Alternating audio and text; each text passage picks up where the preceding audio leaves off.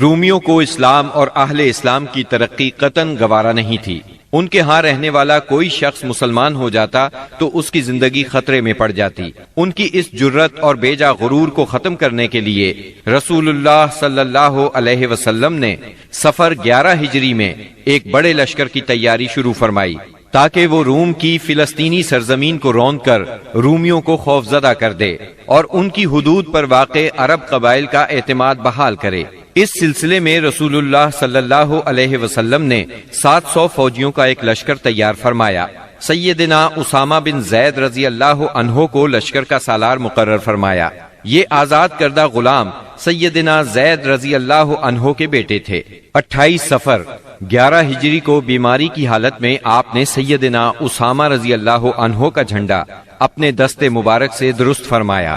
بڑے بڑے جلیل القدر صحابہ کرام سیدنا اسامہ رضی اللہ عنہ کی ماتحتی میں اس لشکر میں شریک تھے۔ سیدنا علی اور سیدنا عباس رضی اللہ عنہما آپ کی تیمارداری کی غرض سے مدینے میں ٹھہر گئے۔ سیدنا ابو بکر صدیق رضی اللہ عنہ اور سیدنا عمر رضی اللہ عنہ امیر لشکر سیدنا اسامہ سے اجازت لے کر آپ صلی اللہ علیہ وسلم کی عیادت کے لیے آتے جاتے رہے۔ آپ کی علالت میں روز بروز اضافہ ہو رہا تھا۔ یہ لشکر مدینہ منورہ سے روانہ ہوا، مدینے سے 3 میل دور مقام جرف میں خیمہ زن ہوا۔ اس وقت رسول اللہ صلی اللہ علیہ وسلم کی بیماری کی تشویشناک خبریں موصول ہو رہی تھیں، چنانچہ اسامہ رضی اللہ عنہ اپنے لشکر کے ساتھ وہیں رکے رہے، بلکہ اللہ کے فیصلے کے انتظار میں ٹھہرنے پر مجبور ہو گئے۔ اور اللہ کا فیصلہ یہ تھا کہ یہ لشکر ابو بکر صدیق رضی اللہ عنہ کے عہد خلافت میں روانہ ہو۔ یہ عہد صدیقی کی پہلی فوجی مہم قرار پائی۔ جب رسول اللہ صلی اللہ علیہ وسلم نے رسالت کی تبلیغ اور امت کی خیر خواہی کا کام مکمل کر لیا تو آپ کے اقوال و افعال میں دنیا سے رحلت کے آثار نمایاں ہونا شروع ہو گئے۔ آپ نے 10ویں سال رمضان میں 20 دن کا اعتکاف فرمایا اور سیدنا جبریل علیہ السلام نے آپ کو 2 مرتبہ قرآن کا دور کرایا۔ آپ نے اپنی صاحبزادی فاطمہ رضی اللہ عنہا سے فرمایا، میں سمجھتا ہوں میرا آخری وقت آ چکا ہے۔ سیدنا معاذ بن جبل رضی اللہ عنہ کو یمن کی طرف روانہ فرمایا تو انہیں وصیت فرمائی، اے معاذ، غالباً اس سال کے بعد تم مجھ سے ملاقات نہ کر سکو گے اور میری اس مسجد اور میری قبر کے پاس سے گزرو گے۔ یہ سن کر سیدنا معاذ بن جبل رضی اللہ عنہ رونے لگے۔ آپ نے حجۃ الوداع میں کئی بار کہا، غالباً میں تم لوگوں سے اپنے اس سال کے بعد نہ مل سکوں گا، غالباً اس سال کے بعد حج نہ کر سکوں گا۔ اسی طرح الیوم اکملت لکم دینکم اور اذا جاء نصر اللہ کا نزول اسی بات کا پیغام تھا کہ آپ دنیا میں اپنی مہم سے فارغ ہو چکے ہیں، اور اسی وجہ سے اس حج کا نام حجۃ الوداع رکھا گیا، کیونکہ آپ نے اپنے رب سبحانہ و تعالی کی طرف منتقل ہونے کے لیے لوگوں کو الوداع کہا۔ اوائل صفر 11 ہجری میں آپ احد تشریف لے گئے اور شہداء کے لیے اس طرح دعا کی گویا زندوں اور مردوں سے رخصت ہو رہے ہیں۔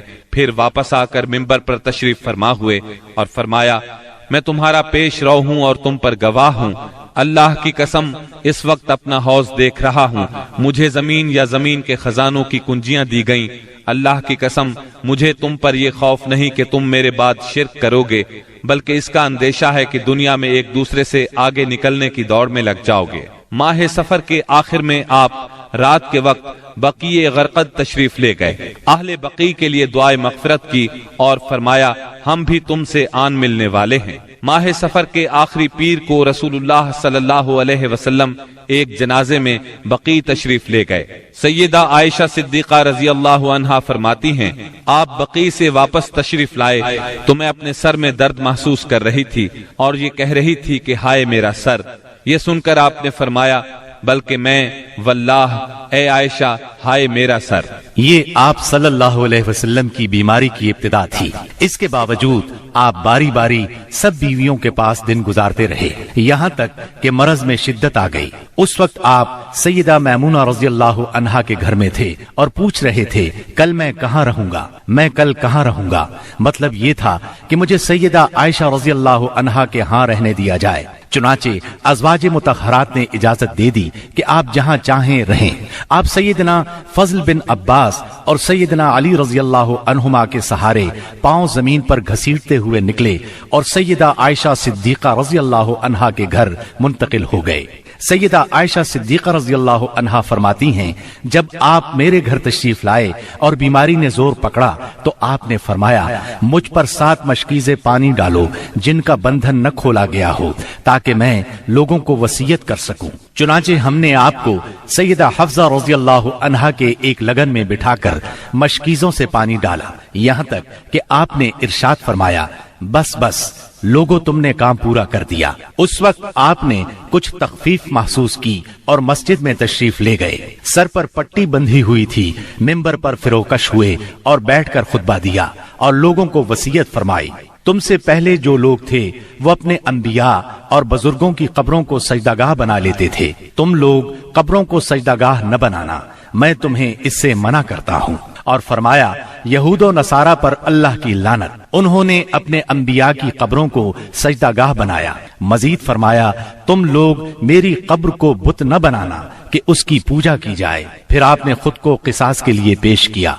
अंसार के मुतालिक खैर की वसीयत फरमाई। फिर फरमाया, एक बंदे को अल्लाह ने इख्तियार दिया कि वो दुनिया की चमक दमक और ज़ेबो ज़ीनत में से जो चाहे ले ले, या अल्लाह के पास जो कुछ है उसको इख्तियार करे, तो उस बंदे ने अल्लाह के पास जो कुछ है उसको इख्तियार किया है। सैयदना अबू सईद खुदरी रज़ी अल्लाह अन्हु फरमाते हैं, ये सुनकर अबू बकर सिद्दीक रज़ी अल्लाह अन्हु रोने लगे और फरमाया, हम अपने माँ बाप के साथ आप पर कुर्बान। अबू सईद खुदरी रजी अल्लाह अन्हो फरमाते हैं, अबू बकर सिद्दीक रजी अल्लाह अन्हो की इस बात पर हमें हैरत हुई, लेकिन चंद दिन बाद मालूम हुआ कि जिस बंदे को इख्तियार दिया गया था वो खुद रसूलुल्लाह सल्लल्लाहु अलैहि वसल्लम थे और अबू बकर हम सबसे ज्यादा साहिबे इल्म थे कि बात को उसी वक्त समझ गए थे। इसके बाद रसूलुल्लाह सल्लल्लाहु अलैहि वसल्लम ने अबू बकर सिद्दीक रजी अल्लाह अन्हो की तारीफ की और उनके दरवाजे के सिवा मस्जिद में खुलने वाले तमाम दरवाजे बंद करने का हुक्म फरमाया। उसी दिन आपने वसीयत की कि यहूद व नसारा और मुशरिकीन को जजीरतुल अरब से निकाल दिया जाए और वफ्द को उसी तरह नवाजा जाए जिस तरह आप नवाजा करते हैं। आपने नमाज, गुलामों और लौंडियों के बारे में भी वसीयत फरमाई और फरमाया, मैं तुम में 2 चीजें छोड़ रहा हूँ, जब तक इन दोनों को मजबूती से थामे रहोगे हरगिज गुमराह नहीं होगे, किताबुल्लाह और मेरी सुन्नत। मरज की शिद्दत के बावजूद आप नमाजें खुद पढ़ाते रहे, लेकिन उस दिन यानी जुमेरात को जब इशा का वक्त हुआ तो आपने लगन में गुस्ल फरमाया ताकि मरज में कमी हो जाए। उठने लगे तो गशी तारी हो गई, फिर इफाका हुआ तो दोबारा गुस्ल फरमाया, फिर उठने लगे तो उस बार भी गशी हो गई, तीसरी बार गुस्ल फरमाया, उठने लगे तो फिर गशी तारी हो गई। आखिर आपने अबू बकर सिद्दीक रजी अल्लाह अन्हु को कहला भेजा कि वो लोगों को नमाज पढ़ाएं। चुनाचे उस वक्त से बकिया अय्याम में अबू बकर सिद्दीक रजी अल्लाह अन्हु ने नमाज पढ़ाई। आपकी हयात मुबारका में अबू बकर सिद्दीक रजी अल्लाह अन्हु ने 17 नमाजें पढ़ाई। हफ्ता या इतवार को रसूलुल्लाह सल्लल्लाहु अलैहि वसल्लम ने कुछ इफाका महसूस फरमाया। चुनाचे 2 आदमियों के सहारे से जोहर की नमाज के लिए तशरीफ ले आए। उस वक्त सैयदना अबू बकर सिद्दीक नमाज पढ़ा रहे थे। आपकी आमद को महसूस करते ही अबू बकर सिद्दीक पीछे हटे, लेकिन आपने इशारे से रोक दिया और फिर अबू बकर सिद्दीक रजी अल्लाह अन्हु के पहलू में बैठकर नमाज पढ़ाई। इस नमाज की सूरत ये थी कि आपको देखकर अबू बकर सिद्दीक और अबू बकर सिद्दीक को देखकर दूसरे लोग नमाज के अरकान अदा करते जाते थे।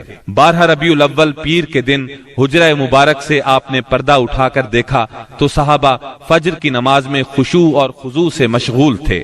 ये मंजर देखकर आप खुशी से मुस्कुरा दिए। मुसलसल अलालत के बायस कमजोरी बहुत हो गई थी। सैयदा आयशा सिद्दीका रजी अल्लाह अन्हा का सहारा लेकर लेट गए। उसी रोज या इसी हफ्ते में किसी रोज आपने सैयदा फातिमा रजी अल्लाह अन्हा को बुलाया और कुछ सरगोशी की। वो सुनकर रोने लगी, फिर कुछ सरगोशी की तो वो हंसने लगी। सैयदा आयशा ने पूछा तो छुपा गईं, लेकिन नबी सल्लल्लाहु अलैहि वसल्लम की वफात के बाद उन्होंने बताया कि पहली मर्तबा आप सल्लल्लाहु अलैहि वसल्लम ने फरमाया था कि आप अपने इसी मरज से वफात पा जाएंगे। ये सुनकर मैं रोई। फिर आपने फरमाया کہ آپ کے اہل و عیال میں سب سے پہلے میں آپ سے ملوں گی، اس لیے میں ہنسی تھی۔ اور آپ نے انہیں یہ بشارت بھی دی تھی کہ آپ ساری خواتین جنت کی سردار ہیں۔ دن جیسے جیسے چڑھ رہا تھا آپ پر بار بار غشی طاری ہو رہی تھی۔ سیدہ فاطمہ رضی اللہ عنہا یہ دیکھ کر بولی، ہائے میرے باپ کی بے چینی۔ آپ نے ان کے الفاظ سنے تو فرمایا، آج کے بعد تمہارا باپ کبھی بے چین نہیں ہوگا۔ پھر آپ نے حسن اور حسین رضی اللہ عنہما کو چوما، ازواج مطہرات کو بلا کر وعظ و نصیحت فرمائی۔ ادھر لمحہ بلمحہ تکلیف بڑھتی جا رہی تھی اور اس زہر کا اثر بھی ظاہر ہونا شروع ہو گیا تھا جو آپ کو خیبر میں کھلایا گیا تھا۔ چنانچہ آپ اس کی تکلیف شدت سے محسوس کر رہے تھے۔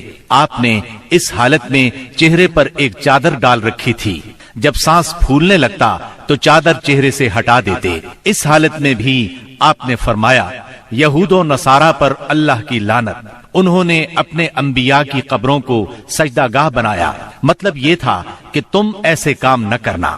آپ نے ان لمحات میں یہ وصیت بھی فرمائی، سرزمین عرب میں 2 دین باقی نہ رہنے دیے جائیں۔ یہ آخری وصیت تھی جو آپ نے لوگوں کو فرمائی۔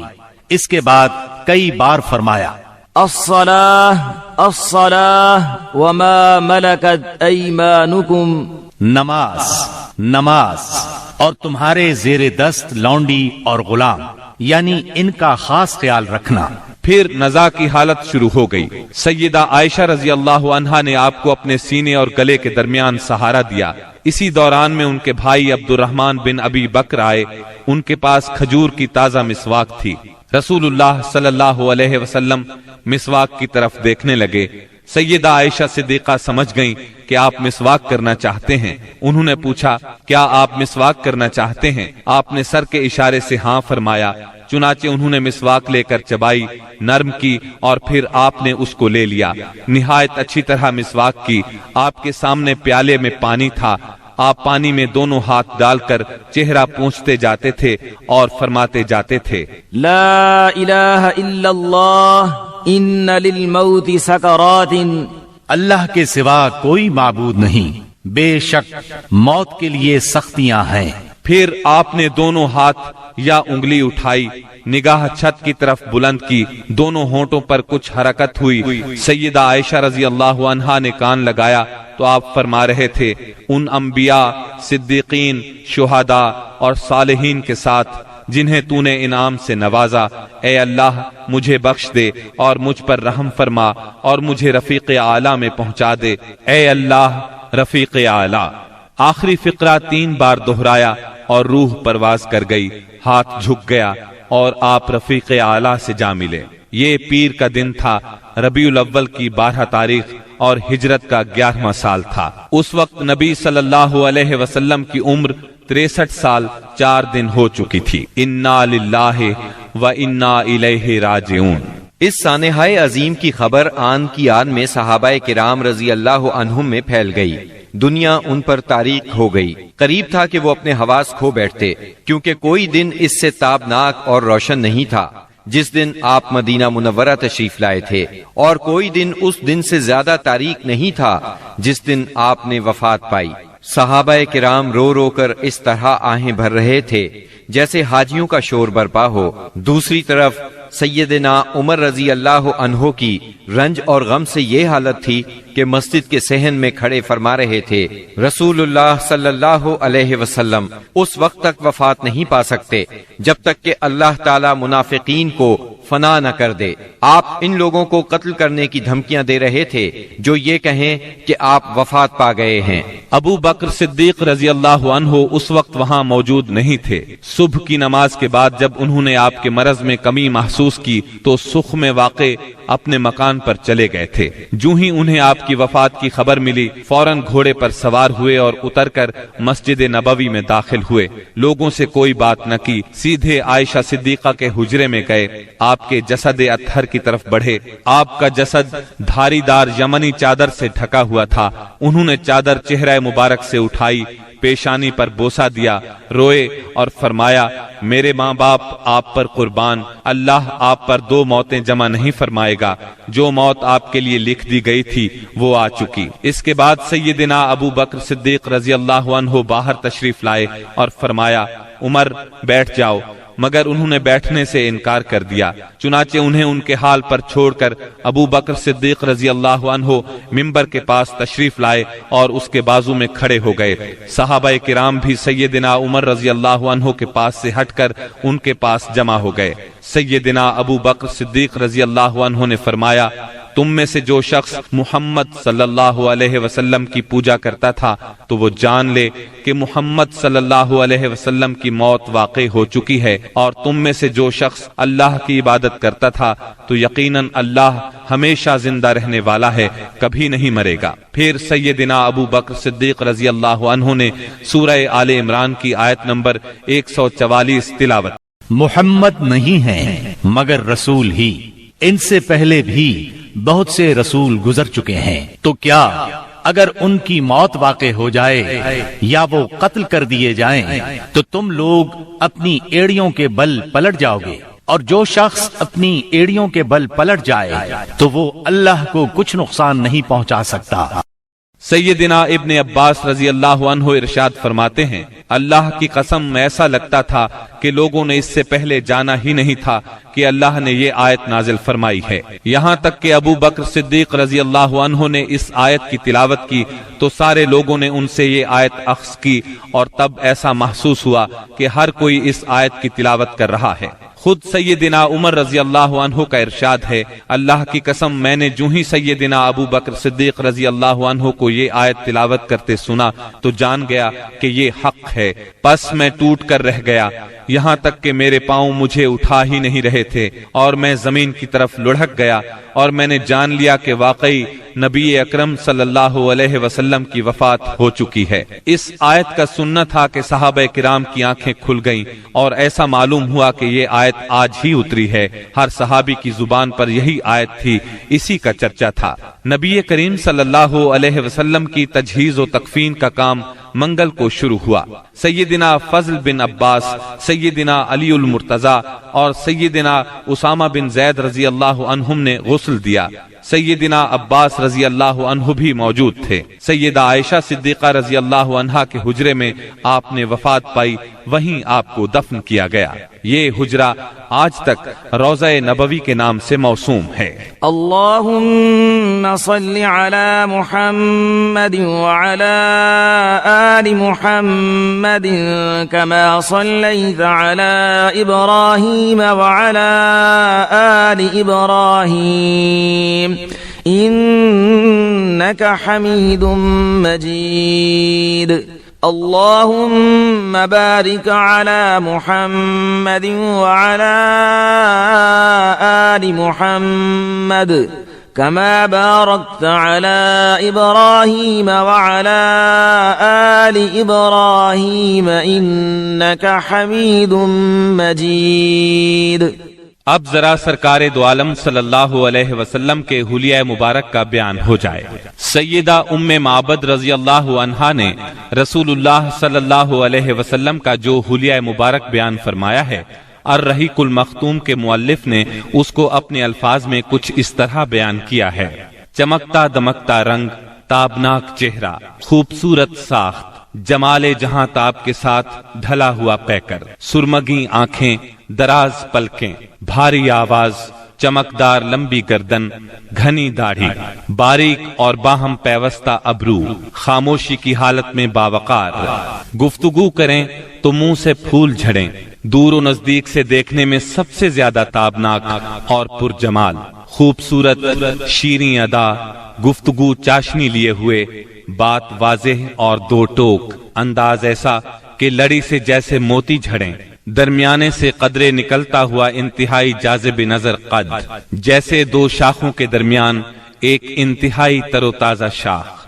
آپ کے رفقا آپ کے گرد حلقہ بنائے ہوئے، کچھ فرمائیں تو توجہ سے سنتے ہیں، کوئی حکم دیں تو لپک کر بجا لائیں، رنگ مبارک نہ بہت سفید نہ گندم گوں، اعضاء متناسب، سینہ کشادہ، کندھوں کے درمیان عام تناسب سے قدرے زیادہ فاصلہ، سر بڑا لیکن متناسب، کشادہ پیشانی جس سے شرافت ٹپکے، بال مبارک سیاہ اور گھنے، قدرے گھنگرالے جو کانوں کی لو تک آتے تھے، بھویں محرابی یعنی آپس میں ملی ہوئی، رخ انور سبک، درازی کی طرف مائل، اس قدر روشن اور چمکدار کے دل میں اتر جائے، بڑی بڑی سیاہ آنکھیں، لمبی پلکیں، خوبصورت ابھری ہوئی ستواں ناک، دانت کشادہ چمکدار موتیوں کی مانند، جلد صاف نرم اور ریشم سے زیادہ ملائم، چہرہ انور پر غور و فکر کے آثار نمایاں، غرض آپ مکے بھر میں سب سے زیادہ حسین تھے، اور آگے بڑھ کر کہتا ہوں آپ دنیا بھر میں سب سے زیادہ خوبصورت تھے۔ سبحان اللہ۔